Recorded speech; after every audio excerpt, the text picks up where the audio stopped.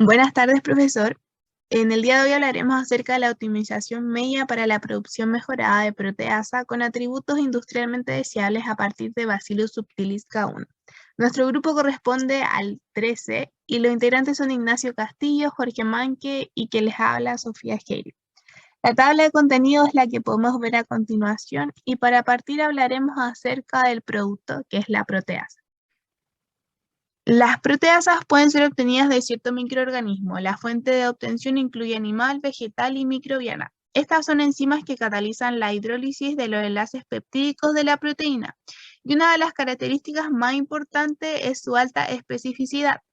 Las proteasas son ubicuas en los biosistemas donde tienen diversas funciones en los aspectos bioquímicos, fisiológicos y reguladores de las células y también de los organismos. Estas están subdivididas en dos grandes grupos que dependen del sitio de acción. Exopeptidasas, las cuales hidrolizan el enlace peptídico en regiones próximas a los extremos aminos o carboxilos del sustrato. Y endopeptidasas, las cuales hidrolizan enlaces peptídicos internos en la proteína. Y si tomamos en cuenta el grupo funcional que está presente en el sitio activo, son catalogadas de la siguiente forma, que son las que aparecen en pantalla, que sería serinproteasa, asparticoproteasa, cisteína proteasa y metaloproteasas. Las proteasas representan más del 60% de las ventas de las enzimas en todo el mundo y 2/3 de ellas se producen comercialmente a partir de orígenes microbianos. Sin embargo, la aplicación industrial a gran escala de proteasas se ve dificultada debido a su bajo rendimiento en condiciones industriales relativamente hostiles, como lo son las temperaturas extremas y pH, también por el alto costo de producción. En el gráfico que se ve en pantalla podemos ver los principales países que producen las enzimas, donde también Japón es uno de los principales productores de proteasas microbianas.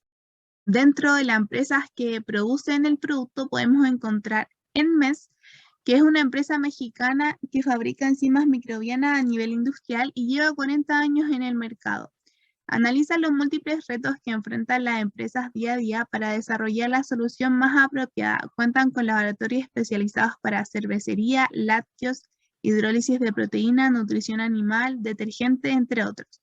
Una de las enzimas que más nos llamó la atención es la Profit, la cual es una proteasa de origen bacteriano de gran actividad, capaz de actuar en los diferentes pH del tracto gastrointestinal y estabilidad térmica durante el peletizado.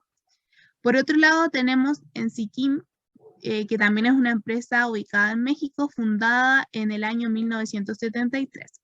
Brinda soluciones por medio de un asesoramiento técnico regido por experiencia y conocimiento. Ofrece diversos tipos de enzimas que contribuyen a la sustentabilidad de las industrias alimentaria, humana y animal. Un ejemplo de estas enzimas son las proteasas alcalinas, neutras y ácidas. Ya, partamos describiendo un poquito el microorganismo. El género Bacillus fue reportado por 1872 por Kohn, y este lo describió como un tipo de bacterias productoras de endosporas y que es resistente al calor.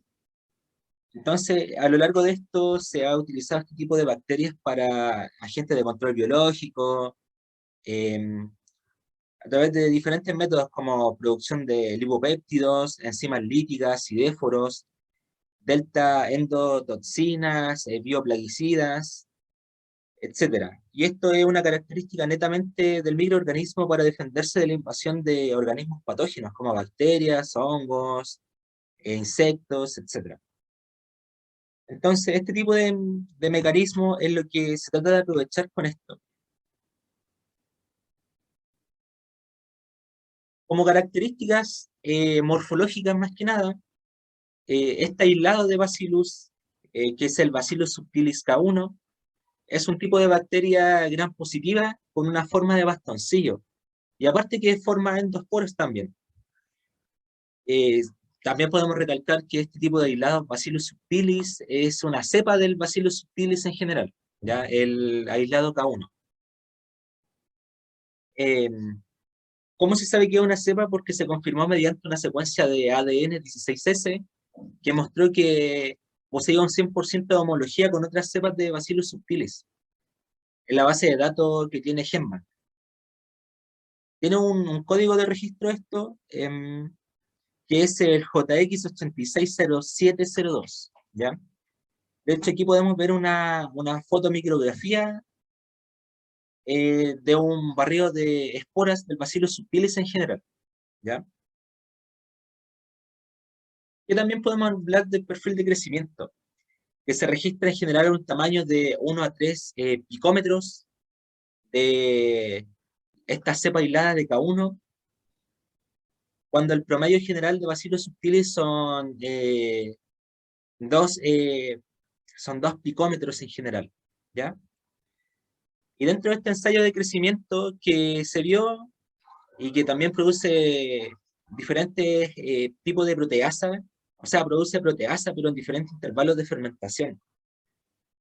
Dentro de este ensayo, que estaba dentro del paper, se vio que la producción máxima de proteasa ocurrió aproximadamente a las 48 horas y después se mantuvo constante, siendo de 248,6 unidades por ml. Y a las 96 horas tuvo de 250,4 unidades por ml, a las 120 horas tuvo de 252,2 unidades por ml, entonces podemos ver que ahí empieza el estancamiento como tal. También su movimiento es impulsado por la síntesis de PG, mientras que sus filis se mueven direccionalmente, ¿ya? Este tipo de organismo, al ser gran positivo y catalizador, y es aeróbico, suele encontrarse en los suelos.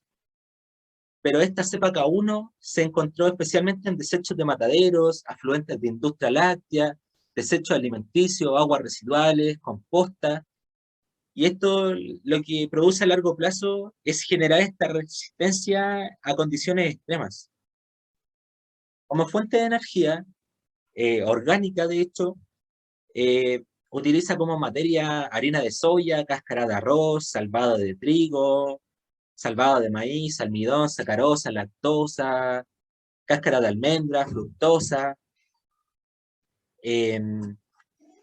Esto en general utiliza como fuente de carbono y también como fuente de nitrógeno utiliza gelatina, caseína, triptona, carne, soya, malta, cloruro de amonio, mostaza, algodón y plumas de pollo, ya que este se encontraba dentro del matadero.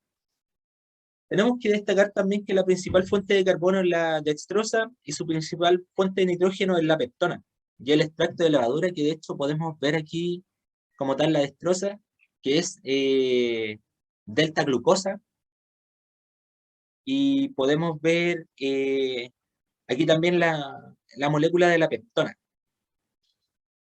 Entonces, para este proceso industrial se usó como sustrato caseína, tratando de explotar los desechos orgánicos que producen estas industrias para producir la enzima proteasa.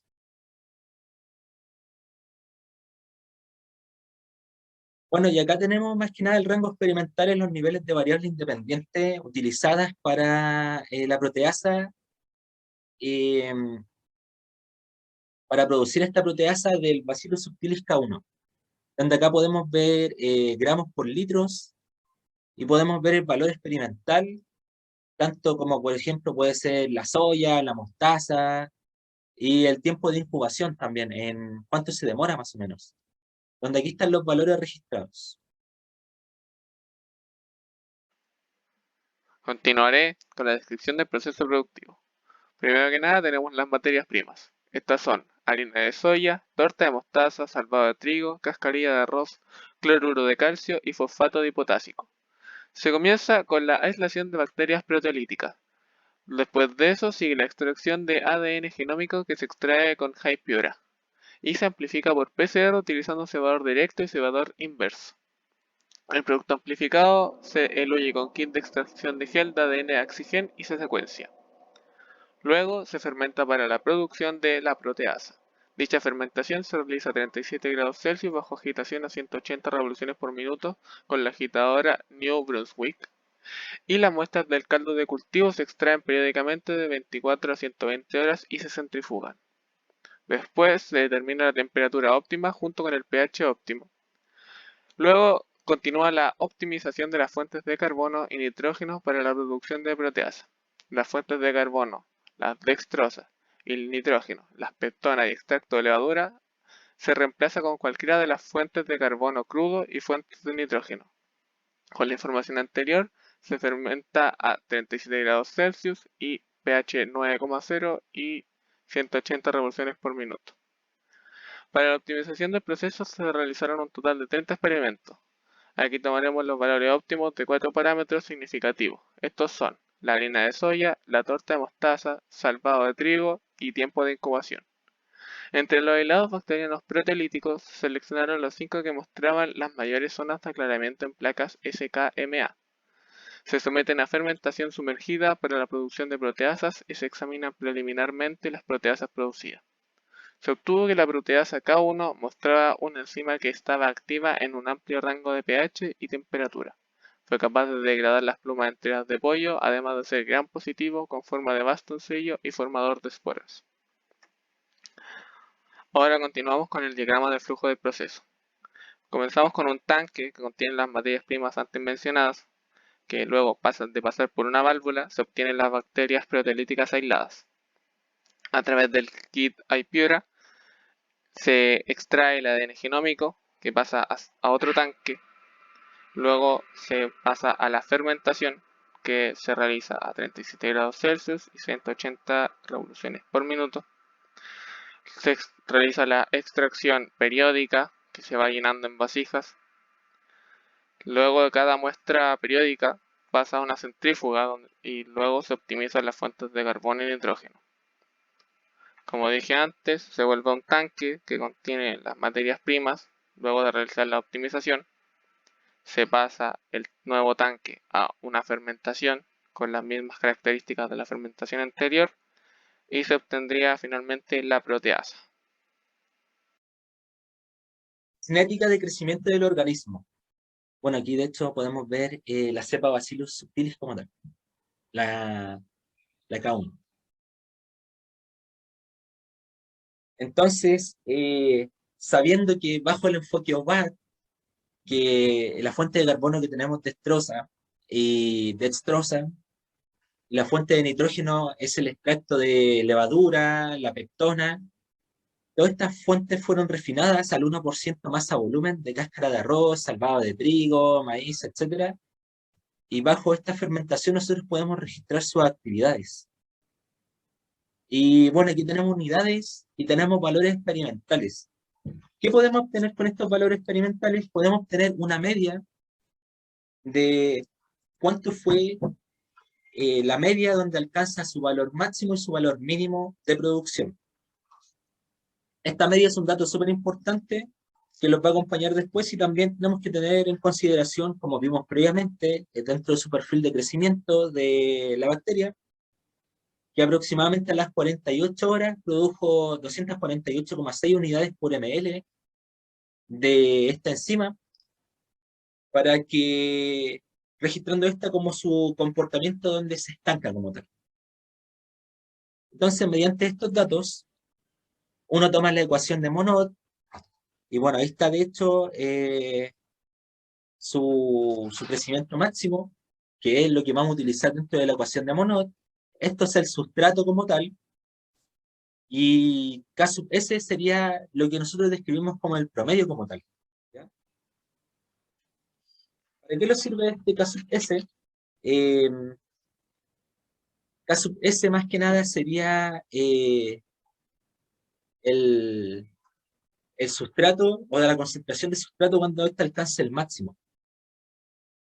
Entonces, mediante estos datos y teniendo en consideración el crecimiento, tomando una serie de diferentes datos, uno puede graficar esto, que es la curva de Monod que utilizamos desde 0 gramos partido en litro hasta aproximadamente 1000 gramos partido en litro, que sería aproximadamente 1 kilogramo partido en litro. De esta manera nosotros podemos registrar el comportamiento de la harina de soya, la mostaza, el salvado de trigo y la cáscara de arroz, que se comportan realmente muy similar a esto. Distinto es el caso, por ejemplo, del dicloruro de calcio, que tiene otro comportamiento como tal, pero si bien al tener otro comportamiento y alcanzar la curva un poco antes, sigue teniendo el estancamiento ahí mismo. Y esto se deduce a partir de estos datos, a partir de una media con la que nosotros estábamos trabajando.